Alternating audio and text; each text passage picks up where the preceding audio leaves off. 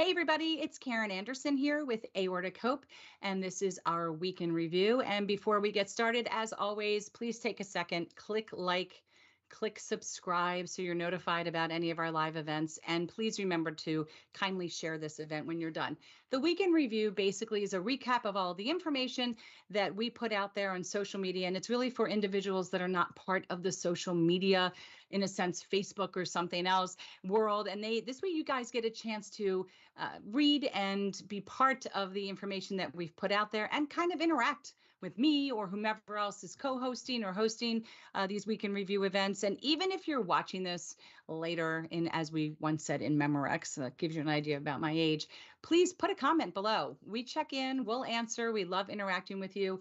And the other thing too is you never know when we might have a contest and do a giveaway. So like the lottery, it pays to play and you have to play to win, something like that.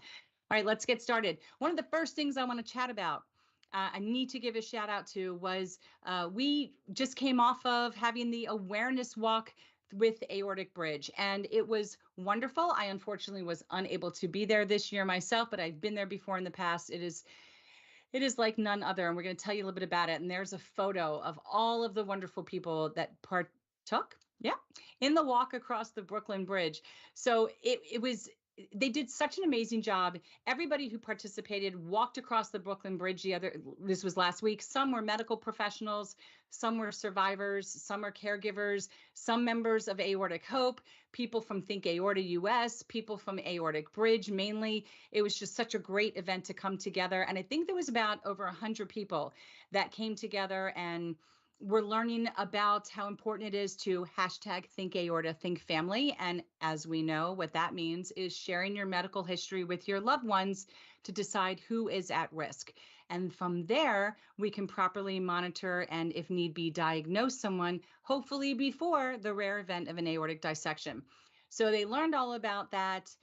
We know that aortic disease is much more common than anybody realizes. So again, we got to take it back to getting them first diagnosed and determine who's at risk. So this happens every year. Sometimes I think it's happened before in September. Typically they have, but we had a lot of events for AD Awareness Month. This year it happened in October, and it just turned out to be the most spectacular day. And it's a great time. You know, next year, keep your eyes open on our events page for information that'll lead you to how you can register for free for this event, get your free t-shirt, have a wonderful afternoon of walking across the bridge or walking to the middle and grabbing a mango smoothie and pretending you walked the whole way, whatever you should desire. Afterwards, they have a great lunch. Everybody gets a chance to meet up. So that was the awareness, the Aortic Awareness Bridge Walk, and we will move on. Let's go right into it. Let's go to our Movement for Movement Monday, and we talk about it all the time. Back in 2020, ironically enough, we were coming up with our theme for the year, and we decided there were too many community members that become frozen with fear after aortic issues, and they don't move their body as often as they should. And so we created this movement about movement. And darn it, COVID hit, and we were all locked down in our homes. And then we really had the challenge of, how do you move when you're locked down in your home? How do you get out? Is it safe to go out? Do I just walk around my mailbox 10 times? And it really caused us to become a lot more creative in our movement. And we've taken it and we've carried it forward, and we're going to keep doing this every other week. Our movement of movement, and the message is very simple. It's about moving. So to all of those that have been newly diagnosed, or to those who have just come out of surgery, whatever your doctor has told you to do, it's time to do it. You can do it. If your doctor has not been specific with you, before you do anything, any of the suggestions or advice that come in these videos, you need to talk to your doctor, and you need to get cleared with he or she and let them tell you what any potential restrictions might be. So it's that time of year. Across most of this country, it is fall. The leaves are beginning to drop, and this is the time where we need to discuss about how you can move during the change of seasons. And in the Cleveland Clinic, an article entitled How Fall,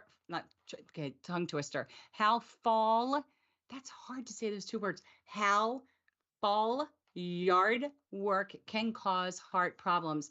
Dr. Nicholas Ruthman, actually says that it can be a simple task, but raking leaves believe this, raking leaves is one of the autumn chores that can actually have the biggest impact on your heart.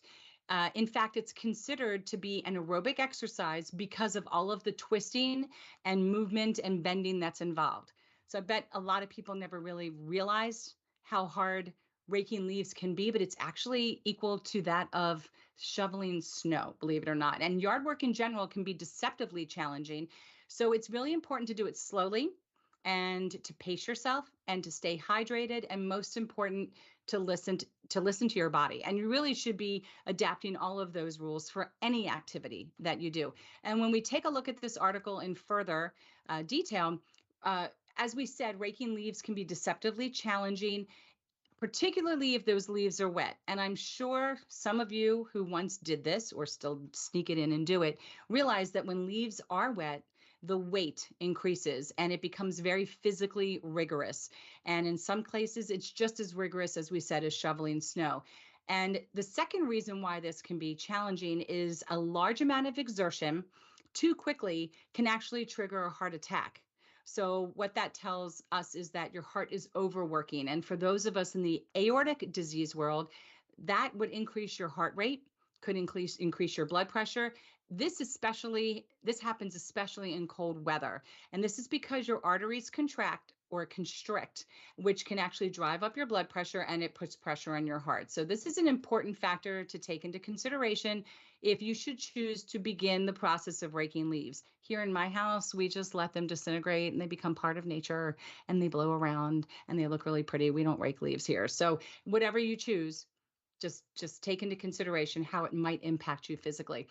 And if you've been sedentary in the months leading up to the colder months, so if you haven't been necessarily as active, because let's say we came off of a really warm summer, this can be even riskier for you. And that's another reason to stay active all year long, which is what Dr. Ruthman adds. And as he says, yard work is a workout. It is a workout. It is definitely movement. And like starting any new workout, you want to begin slowly. And people tend to just jump right into yard work and try to tackle it all at once. And this happens in the spring too when you're doing gardening. But that's like going from your couch, as he says, and running a marathon. And that would be insane. You would have to start slowly and kind of try to condition yourself. So again, if you're not super active all year round, which is okay, because some of us might be starting that engine up a little bit, deciding now I'm going to be really active and piling all of that on, it just might be too much of a jolt to your system. So in essence, doing any kind of physical activity too quickly might cause health risks, especially on your heart. So if you want more information, the link is in the article. Check it out. There's all different things and tools and techniques and ways that you can still do this yard work if you've been cleared by your doctor, but be protective of your body and your health. Just click the link and check that out. And I'm curious to know, do you guys do this yard work? How does it make you feel? Are you tired? Because I know I can't. I haven't touched a shovel since before I dissected. And since shoveling is very similar to the wet leaves, and since we don't rake leaves here, I clearly have not raked leaves. I also don't garden. That's me. I think if I stooped down or crouched down, I would not be able to get back up. You would just see in the neighborhood a body rolling on the ground until I rolled to something in a mailbox or a car and had to pull myself up. It would be an ugly, hideous sight. So I don't do it because it doesn't fit in with my physical restrictions and my issues. But I'm curious to know if you do it. Curious to know, how does it make you feel? Do you struggle at all? Or do you find that it's not so tough? But just remember it can cause problems. All right, we are going to move on to Topic Tuesday. And this is, you're not tripping out or anything. This isn't a disco. This is actually, this visual that you're seeing here is such a great depiction artistically of what people who experience ocular migraines could see. Some of the other pictures, and I'm going to scroll through, you might see this. I see this. When I have ocular migraines, it starts off as if I looked at the fender, shiny fender of a car, and the sun hit it. And I see all these little dots. And the dots, the area grows until There's an area that I just can't see. And over 20 minutes, it expands into my peripheral vision. And I've never really seen pictures of what I see in my eyes depicted. So I've had a couple of these crunchy little weird lines and zigzags, but I definitely get this one. And then there's also this where when you go to look at someone or look at the TV or read words, you can't see part of it. That's so fun, especially when you're driving. It's very fun. And it can even grow and take over your field of vision even more. Then there's the spotty little blops that happen in your vision. I don't even know the words to describe it. Sometimes I get triangles, like a circle of pointy triangles. It's so weird, but it's an ocular migraine. And sometimes it's with a headache and sometimes it isn't. So maybe you can relate to some of these pictures that we're seeing here. If you can, please put it in the comments. I'd love to know. Everybody would love to know. But we're going to specifically talk about ocular migraines, and there's different types of migraines. So in Very Well Health, Nancy LeBrun discusses in details information about ocular migraines in her article that's titled, What is an Ocular Migraine? So an ocular migraine actually can temporarily can produce changes in your vision that may or may not be accompanied by an actual headache. And some experts use the term only for vision changes that are part of that aura. And that's the visual thing you saw in the pictures, the aura that accompanies the onset of a migraine headache in some people. Other times, it's used to refer to another type of a vision disorder linked to migraines, which is called retinal migraine. So those are a little different. They're just a little different. It's known that high blood pressure can actually trigger ocular migraines, but there's many different triggers. And for me personally, my first migraine occurred around age 13, 12 or 13. And as you'll see in this list, hormonal changes is one. So for a lot of women and also for some boys or girls and boys rather, when you're beginning puberty, those surges of hormones can actually trigger migraines. It was very scary when I was young, but it happened. I went through periods of my life where I didn't have any. And then all of a sudden, after my dissection, I started having them fairly regularly for quite some time. A little bit of a tweak of medication.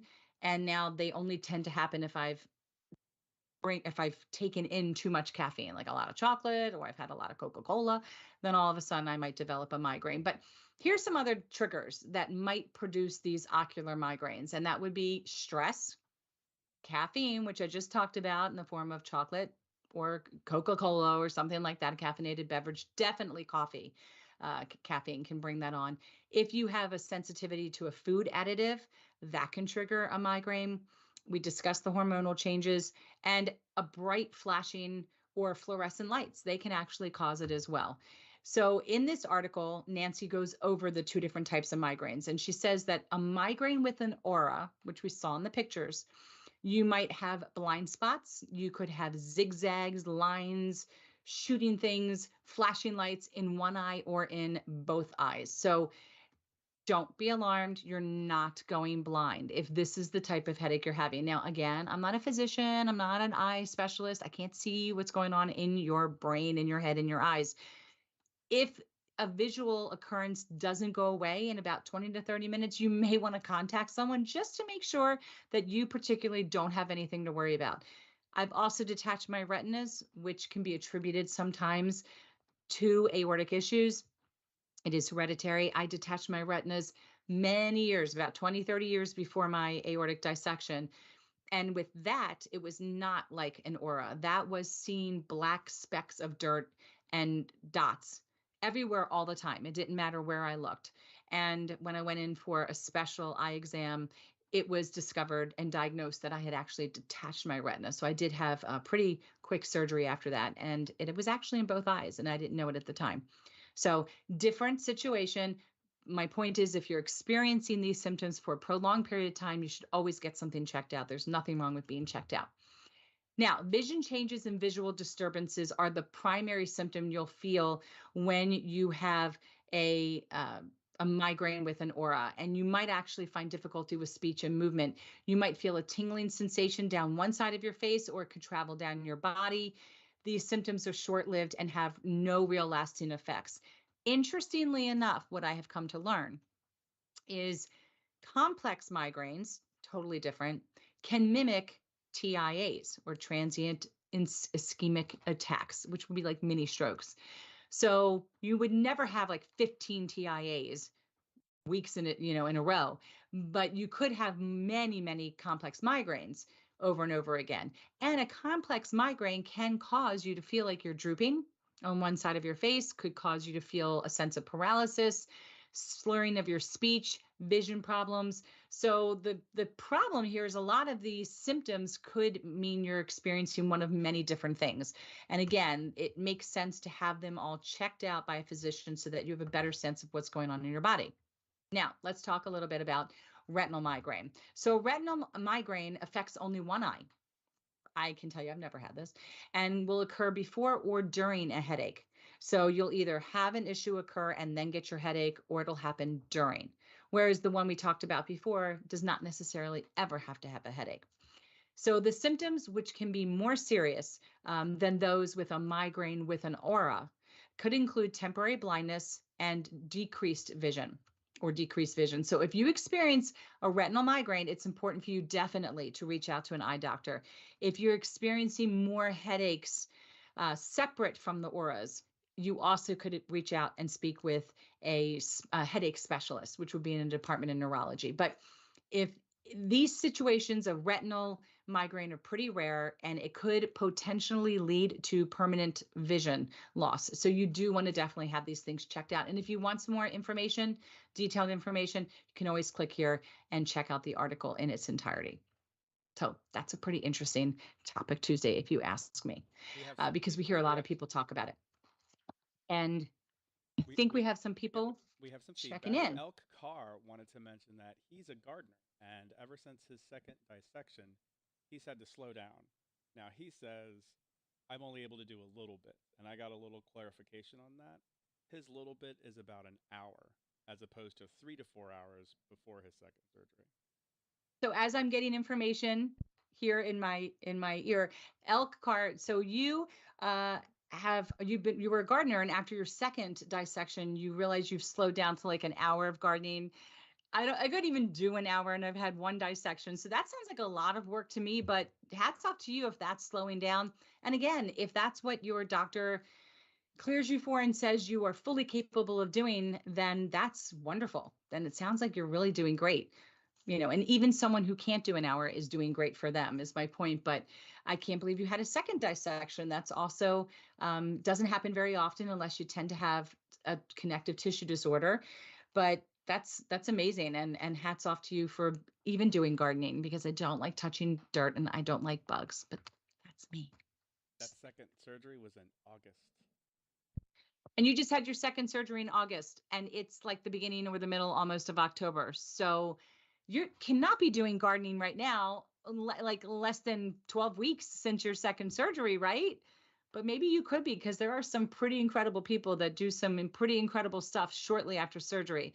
But I hope your recovery is going smoothly. I truly do.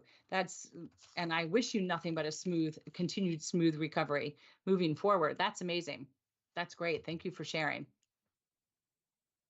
Okay, I'm moving on to Therapeutic Thursday. And now you got me thinking about gardening. Now I'm thinking about this.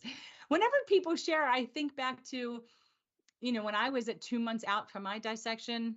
Oh my gosh, I was a hot mess. I think I didn't take this.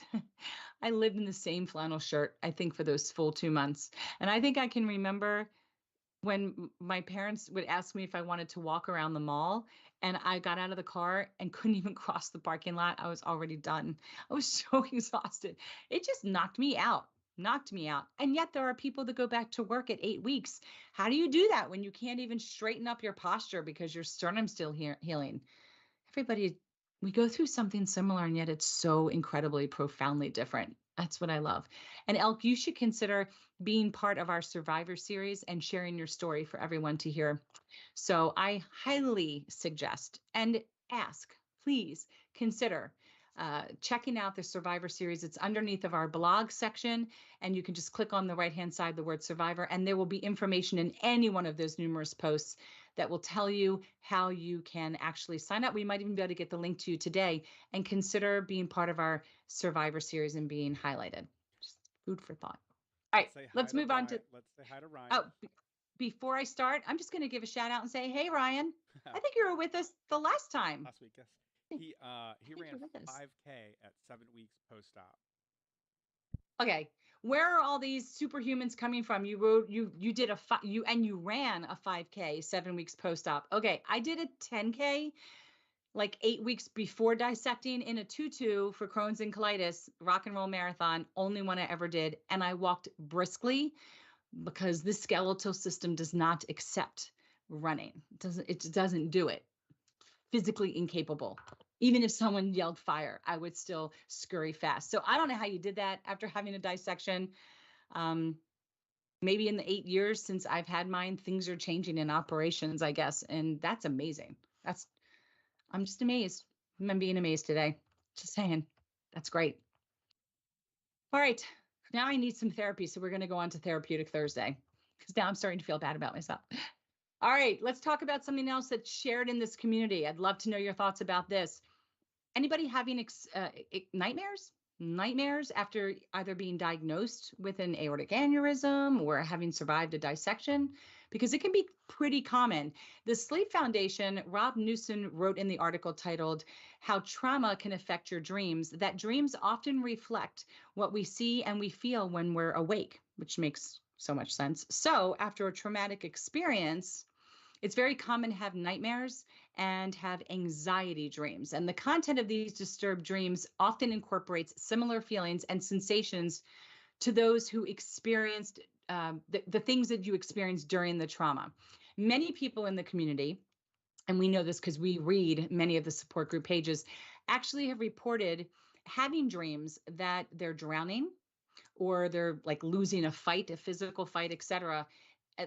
These particular dreams represent vulnerability or the inability to control things. And when they involve water, from what I've been told by a therapist, it may be directly related to the subconscious awareness of being on the breathing machine.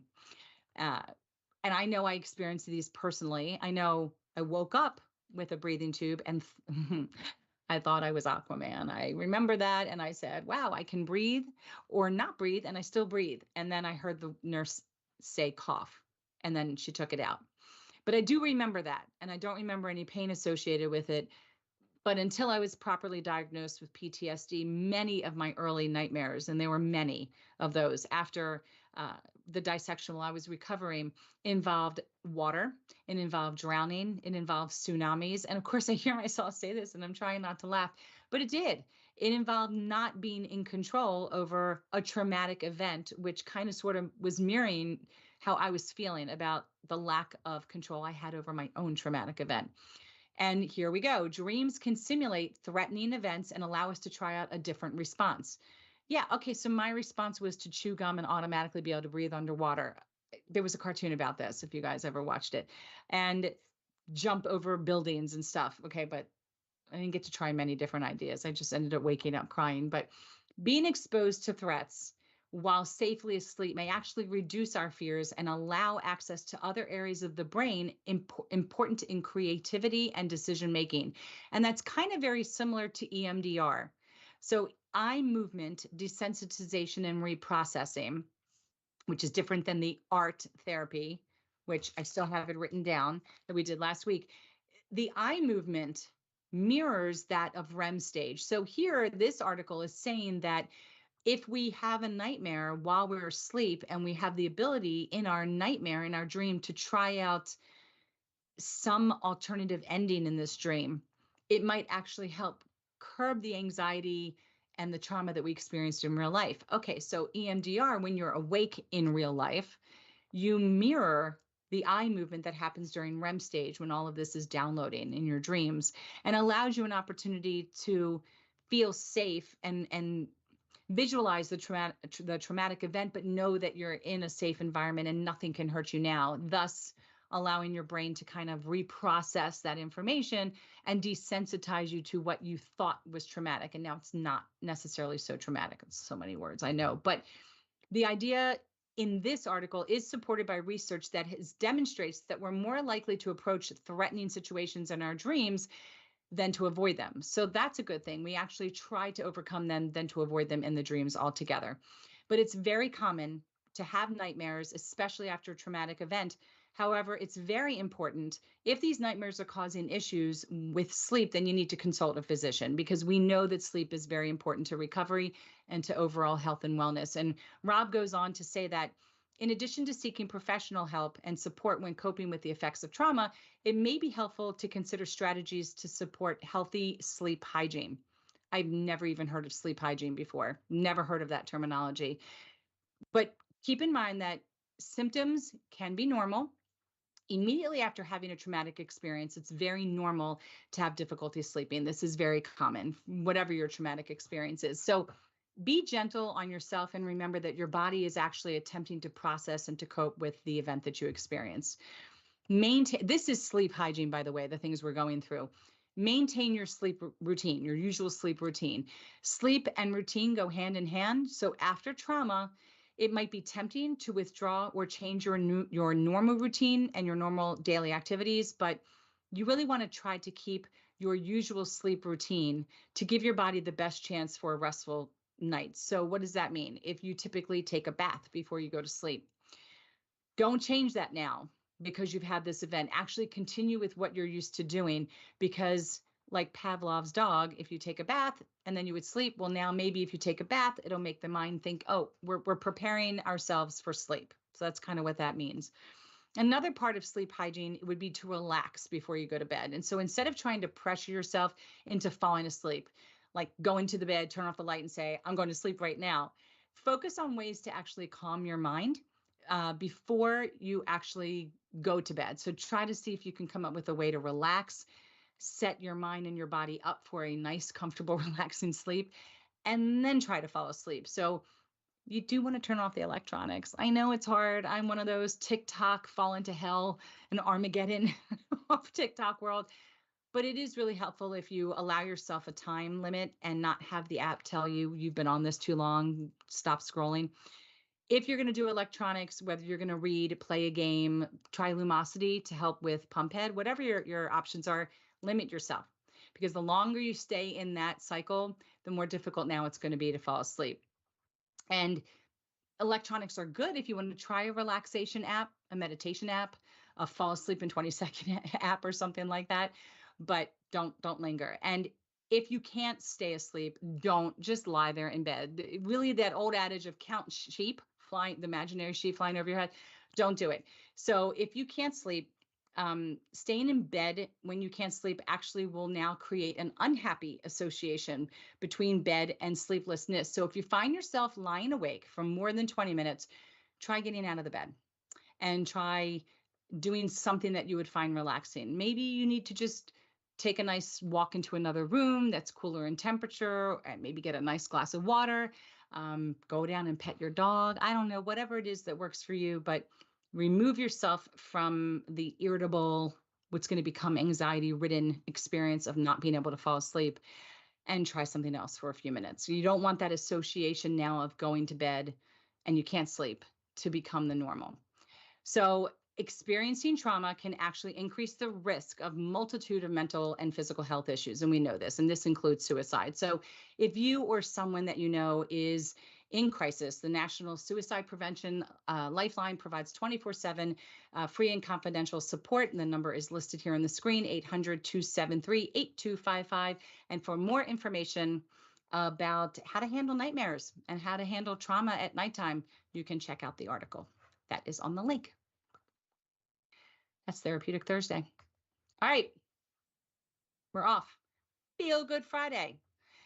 Why was it Feel Good Friday? Because we wanted to share with everybody and let you know that when we became an organization or a Facebook page, this was almost, what? Oh my goodness, almost 7 years ago, back in 2016. We had this concept of just knitting hand knitting heart pillows that went out to a couple people that asked about it, or we thought we heard we're having this new terminology called an aortiversary. And real quickly, many people in the community were like, I love this idea. I want one. I want something. So we heard what the community was requesting. And when we became a nonprofit, we started our first initiative, which was Hope Mail. And what started off with 4 pillows now has turned into I'm scrolling the wrong way, over 200 people that actually receive a once a year care package of some small tokens of our appreciation to acknowledge your anniversary and to let you know that we're here and we're cheering for you and we thank you and we're happy you hit this milestone. So whatever you do today, or when you read the article, or next week, consider adding one more thing to your to-do list and sign up for Hope Mail. Number one, it's free. And who doesn't enjoy getting a gift, especially on their birthday or aortiversary? And you don't have to have had surgery to get a gift. You could just use your aortiversary as your diagnosis date. That's fine too. But if you've had multiple surgeries, like Elk did, you can only pick one day. You can only pick one day, and that'll be the day, that'll be the month that you'll receive something. So once you sign up, that during that month, so one time a year, you will receive something really just cute and adorable and helpful from us, uh, typically the date of surgery or diagnosis. And remember, it's very important. Email us if you make a change of address, because we hate spending money and then having mail come back to us, but it happens. So if you do not get your aortiversary Hope Mail item within that month, it may be because you changed your address and you didn't tell us. That happens. And shoot us an email at info@aortichope.org, and we'll be more than happy to make those changes. And really, this picture just kind of represents some of the things. We gave away a jar opener, which we had no clue was going to be so huge, so helpful in the community, especially after surgery, especially after a ton of IVs in an arm. Those jar openers are just, they're clutch, as some young people say. And then we had journals, and journals are always great because you want to have an opportunity to bring questions to your doctor's appointments, or take notes from the weekend review, whatever it may be. Those work out really well. So there is a link at the bottom of this blog post, and that'll allow you to sign up for Hope Mail, but it's also underneath of our programs as well. And you can just click on the link and sign up free today and receive your piece of Hope Mail. Now, again, if your aortiversary was in August and you sign up now, you're not going to get anything till August of 2023, because August already happened. So this is what it is. All right, here we are, survivor story. If you didn't get a chance, you want to check out this survivor story that we featured from Eduardo Siles from Barcelona. He's actually a doctor. I'm not going to go through this entire story that's on here, but he was an orthopedic doctor and ended up having an aortic dissection. So this was so great because, number one, he's from Barcelona, Spain. So there was a little bit of time lapse from when I received this to how long it took me to translate it and have it make sense. But I've never had a doctor who's had an aortic dissection. And while he's not in the cardiac world, he's still a physician. He still knew when people were telling him what was happening, he knew what was happening to him. So you want to hear someone's perspective of their story of survival, who was a physician. I suggest you check out his story. It's incredible. It's very, very interesting. And that was what we did on Saturday. And that leads us to share with you Sunday.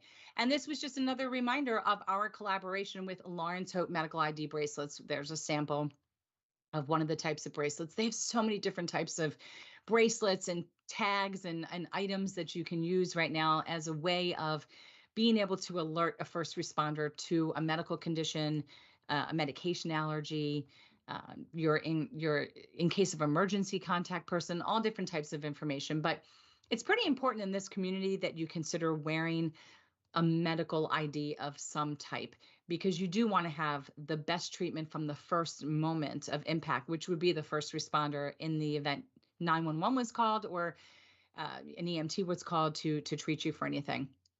Now, Lawrence Hope always offers generous discounts, so you will find that online. But if you use the link that's in this post, we actually receive a percentage of the sale. So, and again, 100% of money that we receive through the generosity of community members or through programs like this, we turn it right back around and use it within the community. They also have now, which we didn't even know about till we interviewed them most recently, free personal shoppers. So we get questions all the time. What should we put on the back of the tag? Because it looks really tiny, and it does, but they know what to put on the back of the tag. They know all of the proper acronyms, especially now with the aortic community, because they've been working with us for a couple years now, and they can really help you decipher and determine what the first responders will react to. They work with first responders to come up with these acronyms. The little ICE, which stands for in case of emergency, or the way to condense the word allergy into what letters best represent that, so that you can fit the most information on the back of your tag. So they will work with you. They will find out your taste, your style. Do you want something that looks more athletic, something that looks more like a watch band?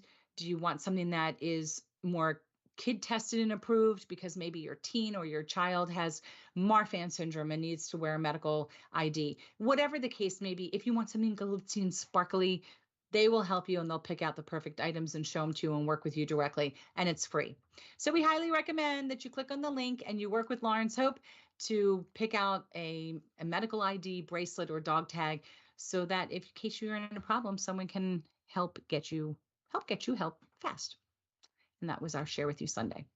So this was important. I wanted to take us through a couple of our events that are coming up. What we have most recently coming up will be our caregiver only support group meeting. This is in a private closed setting. So if you are a caregiver, which would be a loved one or a friend, family member, someone who helps provide care to another individual with aortic disease, this support group is strictly for you. Now, we have a private support group meeting that occurs also twice a month. One we combine with another organization, Aortic Hope, and that is, I believe it's the first, I'm going to butcher it now. Now my brain just went, I think it's the first Tuesday of the month, and it is at 12 o'clock p.m. And then we have one at 7 p.m. Eastern on the last Wednesday of the month.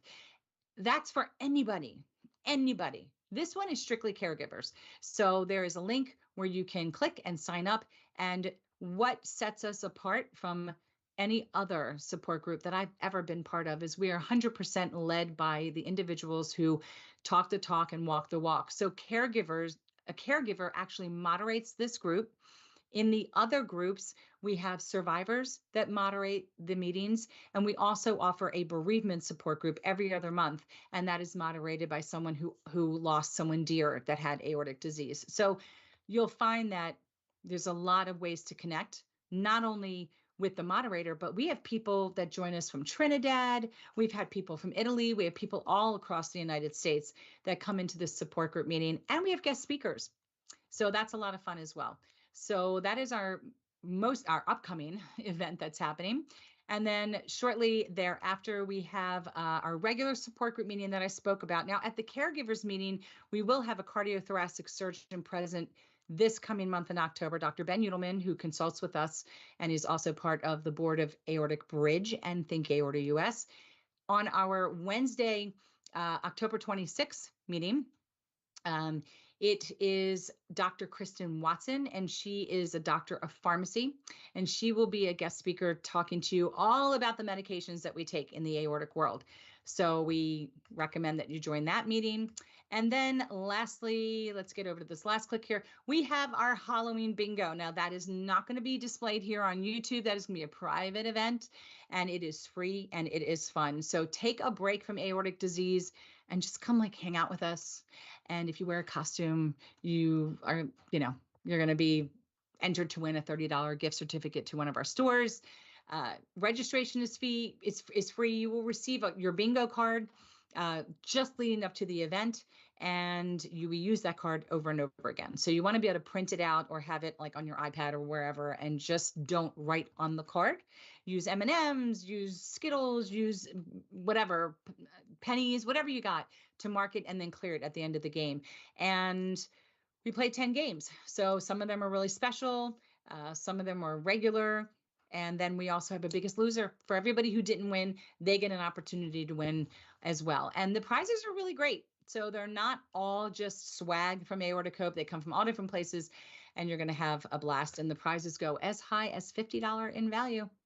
So that is coming up in October on the 27th. Final thing I want to remind everybody about, we are right now in full swing with a fundraiser that we started at the beginning of the month, and that is with More Than Cards. Now, More Than Cards is a greeting card company, and their quality is exceptional. They have price ranges to meet everybody's budget. Actually, they have cards. I think let me see if I got the picture up here. They've got cards that are foil embossed, lined envelopes. It is general holiday greetings or Christmas. I believe they have a few Hanukkah as well. They have their best value cards too. And so there's really something for everybody. You can also personalize your cards, and they range from 5x7s to 6x8s. You get a box of cards. And the great thing is that Aortic Hope receives a percentage from the sale of the cards. And this organization came about because they wanted to support nonprofits. So other nonprofits that are on board here would be the Crohn's and Colitis Foundation of America, Juvenile Diabetes Foundation. So they support a lot of small to large organizations with their fundraising endeavors. And if you have a child, a grandkid, your own kid, they can submit artwork to have it put on these greeting cards. So what better way to send your holiday card to your family and friends than to have it with your kid's chicken scratch that is like, amazing artwork, right? And the child can receive a $50 gift card if their artwork is chosen. So it's great. It's a win-win for everybody. There's a link here for you to purchase the cards, and you get to choose your charity of choice. Of course, we would love for you to choose Aortic Hope as your charity of choice, but that is a reminder. You want to order them sooner than later because they need time to print them and you need time to send them. And the holidays, it's less than 2 months away, everybody. It's right around the corner. Can't even believe it. I feel like it was just summertime. I really don't know what happened. It's gone by very fast. But as I say, the quicker we can get through the cold months, the quicker I get back to the warm months. And that is your week in review. So thank you, Ryan and Elk, for joining me today and at least giving me some comments. I appreciate your participation. Again, please like and subscribe at the link wherever it may be on your screen. And we always appreciate when you have an opportunity to share this. Sharing it now allows other people to have an opportunity to learn about Aortic Hope, to learn more about aortic disease, to feel supported, and to feel like they're receiving a sense of hope. So thank you again. We will see you next Monday, same time, same place, 3 p.m. Eastern. Take care.